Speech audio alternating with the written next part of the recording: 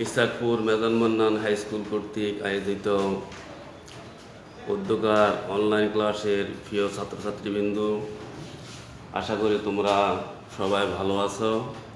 আমিও তোমাদের দোয়ায় আল্লাহ পাকের অশেষ মেহেরবানিতে ভালো আছি। ভালো থাকাই সবার কামনা করি। আজকে আমরা নবম দশম শ্রেণীর চতুর্থ অধ্যায় থেকে মানব সেবা সপ্তম পাঠ আলোচনা করব।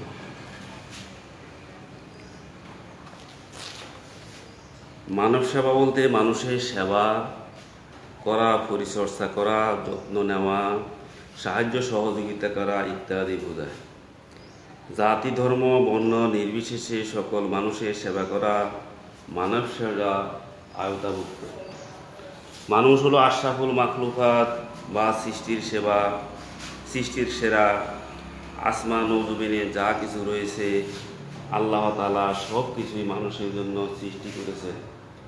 মানুষের কর্তব্য হলো এইসব সৃষ্টির প্রতি সদয় হওয়া ও তাদের সাথে যথাযথ ব্যবহার করা, পাশাপাশি অন্য মানুষের প্রতি সাহায্য সহযোগিতা ও সহানুভূতি প্রদর্শন করাও মানুষের অন্যতম দায়িত্ব।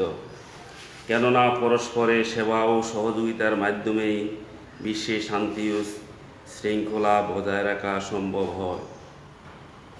ইসলামে সব রকমের হক বা অধিকার দুই ভাগে বিভক্ত, তা হলো হাক্কুল্লাহ ও হাক্কুল ইবাদ।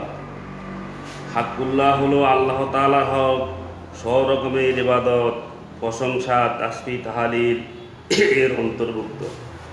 আর হাক্কুল ইবাদ হলো বান্দার হক, জাতি, ধর্ম, বর্ণ নির্বিশেষে সকল মানুষকে ভালোবাসা, সকলের সেবা করা, সাহায্য সহযোগিতা করা হাক্কুল ইবাদের অন্তর্ভুক্ত।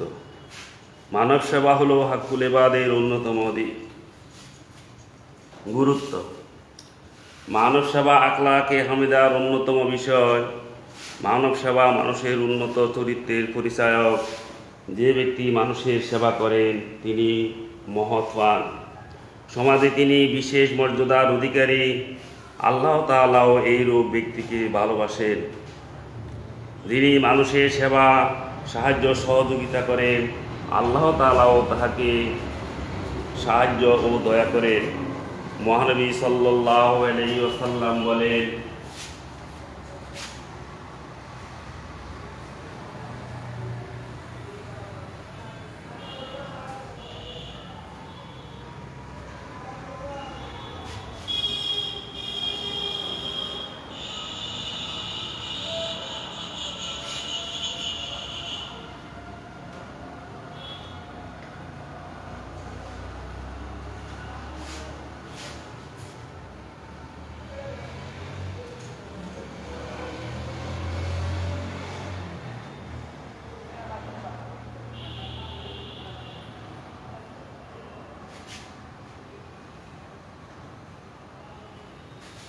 মান লা ইয়ারহামুল্লাহু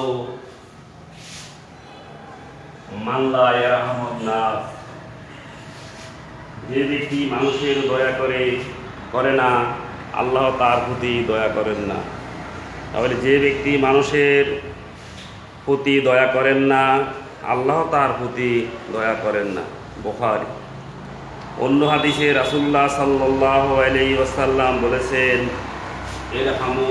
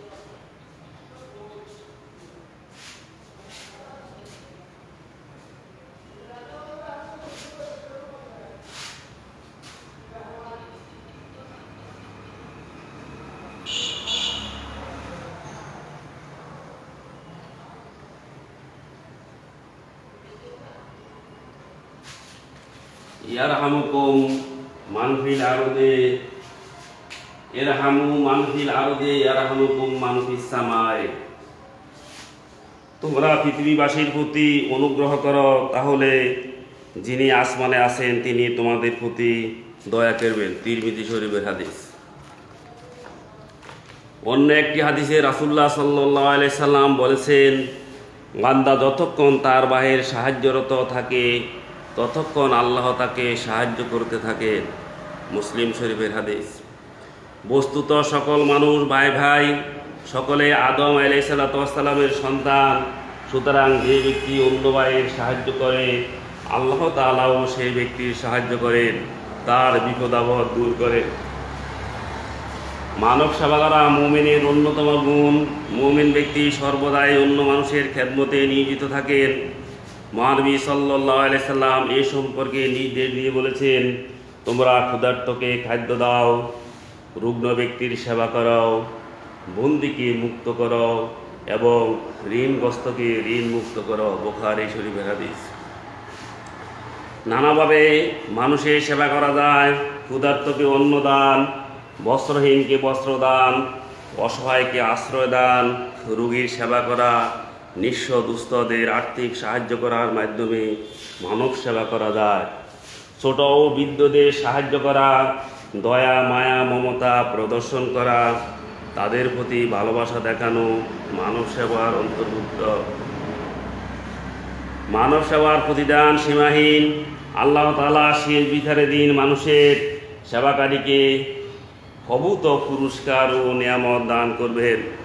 মহানবী সাল্লাল্লাহু আলাইহি সাল্লাম বলেন, কোনো মুসলমান অন্য মুসলমানকে কাপড় দান করলে আল্লাহ তাআলা তাকে জান্নাতে পোশাক দান করবেন। ক্ষুধার্তকে খাদ্য দান করলে আল্লাহ তাআলা তাকে জান্নাতে সুস্বাদু ফল দান করবেন। কোনো তৃষ্ণার্ত মুসলমানকে পানি পান করালে আল্লাহ তাআলা তাকে জান্নাতের সিল মোহরকৃত পাত্র থেকে পবিত্র পানীয় পান করাবেন। আবু দাউদ শরীফ। আমাদের প্রিয় নবী হযরত সাল্লাল্লাহু আলাইহি সাল্লাম মানব সেবার উজ্জ্বল দৃষ্টান্ত স্থাপন করে গেছেন। ছোট বড়, ধনী গরিব, মুসলিম অমুসলিম সকলেই তিনি সাহায্য সহযোগিতা করতেন। সকলের খোঁজ খবর নিতেন, বিপদগ্রস্ত অভাবীদের সহায়তা করতেন। তার দয়া মায়া ও সহানুভূতি থেকে তার চরম শত্রুও বঞ্চিত হতো না। রাসূলুল্লাহ সাল্লাল্লাহু আলাইহি সাল্লামের জীবনী পাঠ করলে আমরা এইরূপ বহু দৃষ্টান্ত দেখতে পাই। রাসূলুল্লাহ সাল্লাল্লাহু আলাইহি সাল্লামকে কষ্টদানকারী বুড়ির ঘটনা আমরা সবাই জানি। এক কাফির বিদ্যা প্রতিদিন রাসূলুল্লাহ সাল্লাল্লাহু আলাইহি সাল্লামের চলার পথে কাঁটা বিছিয়ে রাখত। এতে মহানবী সাল্লাল্লাহু আলাইহি সাল্লামের পথ চলতে কষ্ট হতো। তারপরও তিনি বুড়িকে কিছু বলতেন না। একদিন তিনি পথে কাঁটা দেখলেন না। দয়ালু নবী সাল্লাল্লাহু আলাইহি সাল্লাম ভাবলেন, নিশ্চয়ই বুড়ি অসুস্থ, এই জন্য পথে কাঁটা দিতে পারেননি। তিনি খুঁজে বুড়ির বাড়ি গেলেন। গিয়ে দেখলেন বুড়ি সত্যিই অসুস্থ, তার সেবা করারও কেউ নেই। নবীজি সাল্লাল্লাহু আলাইহি সাল্লাম বুড়ি শিউরে বসলেন, তার সেবা যত্ন করলেন। ফলে বুড়ি ভালো হয়ে উঠল। সে তার অপকর্মের জন্য লজ্জিত হলো। সে আর কোনোদিন ফটে কাটা দেয়নি। সকল মানুষের সাহায্য সহযোগিতা করা রাসূলুল্লাহ সাল্লাল্লাহু আলাইহি সাল্লামের আদর্শ। তিনি এই জন্য অনুপ্রাণিত করে গেছেন। সুতরাং আমাদের উচিত সকল মানুষের সেবা করা। আজকে তোমাদেরকে যে দুইটি হাদিস এখানে বোর্ডে দেখেছি, এই দুইটি হাদিস তোমরা অবশ্যই মুখস্থ করে নেবে। লা ইয়ারহামুল্লাহু মান লা ইয়ারহামুন নাস, ইরহামু মান ফিল আরদে ইয়ারহামুকুম মান ফিস সামায়ে। এই দুইটি হাদিস তোমরা মুখস্থ করে নেবে। আমরা আজকে এই পর্যন্ত আলোচনা করলাম। আগামী ক্লাসে ইনশাআল্লাহ দেখা হবে। সবাই ভালো থাকো, সুস্থ থাকো। খোদা হাফেজ।